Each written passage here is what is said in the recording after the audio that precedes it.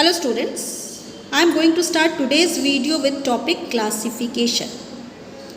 हम अपनी चारों तरफ डिफरेंट टाइप के थिंग्स को ऑब्जर्व करते हैं. ये सारी चीज़ें एक दूसरे से डिफ़र करती हैं and it is not possible to know about each and every object because ये बहुत ही डिफ़िकल्ट टास्क है. सो इन चीज़ों की स्टडी करने के लिए हम क्या करते हैं, इन चीज़ों को ग्रुप्स में डिवाइड करते हैं. ओके, ग्रुप्स में कैसे डिवाइड करते हैं, उनकी सिमिलैरिटीज़ एंड डिससिमिलैरिटीज़ के बेस पे हम उनको ग्रुप्स में डिवाइड करते हैं. सो वैसी प्रोसेस जिनमें हम थिंग्स की ग्रुपिंग करते हैं, उनकी सिमिलैरिटीज़ एंड डिससिमिलैरिटीज़ के बेस पे उसको हम क्लासिफिकेशन कहते हैं. हम चीज़ों को क्लासिफाई कर सकते हैं on the basis of their different properties के बेस पे भी हम उनको क्लासिफाई कर सकते हैं. एज़ फॉर एग्जांपल, कुछ चीज़ें लिविंग होती हैं एंड कुछ नॉन लिविंग होते हैं. तो लिविंग चीज़ की प्रॉपर्टी हम देखेंगे, सेम प्रॉपर्टीज़ वाले जो चीज़ें होंगी उनको क्या करेंगे, लिविंग की कैटेगरी में रखेंगे. उसी तरीके से नॉन लिविंग वाले को अलग कैटेगरी में रखेंगे. तो ये कुछ बेसिस दी गई है जिसके बेस पे हम चीज़ों को क्लासिफाई कर सकते हैं. First, living and non living. Second, their uses.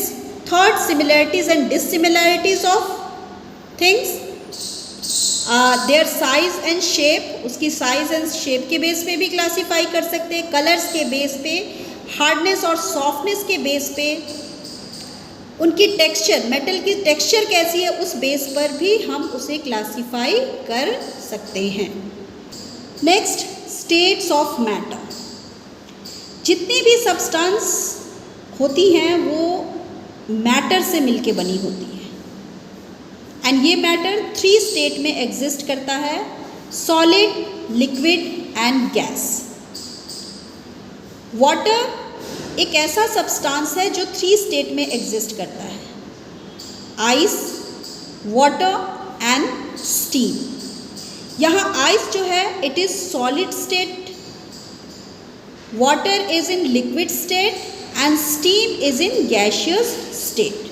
तो ये 3 स्टेट में एग्जिस्ट कर रहा है. कौन? वाटर. हमने ऑलरेडी पढ़ रखा है कि मैटर जो होते हैं वो वेरी वेरी स्मॉल पार्टिकल्स से बने होते हैं एंड ये सारे स्मॉल पार्टिकल्स इंडिपेंडेंटली एग्जिस्ट कर सकते हैं. इन स्मॉल पार्टिकल्स को मॉलिक्यूल कहा जाता है एंड ये मॉलिक्यूल हमेशा एक दूसरे को अट्रैक्ट करते हैं. जिस फोर्स से किसी भी मैटर के पार्टिकल एक दूसरे को अट्रैक्ट करते हैं उस फोर्स को इंटरमॉलिक्यूलर फोर्स ऑफ अट्रैक्शन कहा जाता है.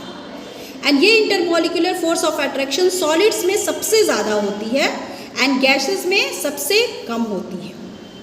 अगर हम सॉलिड की इंटरनल स्ट्रक्चर देखेंगे तो सॉलिड के अंदर जो छोटे छोटे पार्टिकल्स हैं जिनको मॉलिक्यूल्स कहा जाता है वो बिल्कुल टाइटली पैक्ड होते हैं. टाइटली पैक्ड मीन्स 2 पार्टिकल्स के बीच का जो स्पेस होता है वो नेग्लिजिबल या फिर बहुत छोटा होता है. इन पार्टिकल्स के बीच फोर्स ऑफ अट्रैक्शन भी बहुत ज़्यादा होता है. दैट्स वाई ये जो सॉलिड्स होते हैं इनकी शेप एंड वॉल्यूम दोनों फिक्स्ड होती हैं. ठीक है, क्लियर है?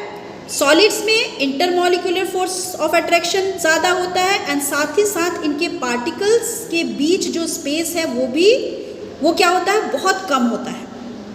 That's why solids have definite shape and definite volume. Clear? Homework में आपको क्या करना है, कुछ सॉलिड्स के एग्जाम्पल लिखने हैं एंड कुछ लिक्विड के एग्जाम्पल्स लिखने हैं और बताना है कि किन में इंटरमॉलिक्यूलर फोर्स ऑफ अट्रैक्शन ज़्यादा होता है and why. This is all about today's video. Thank you.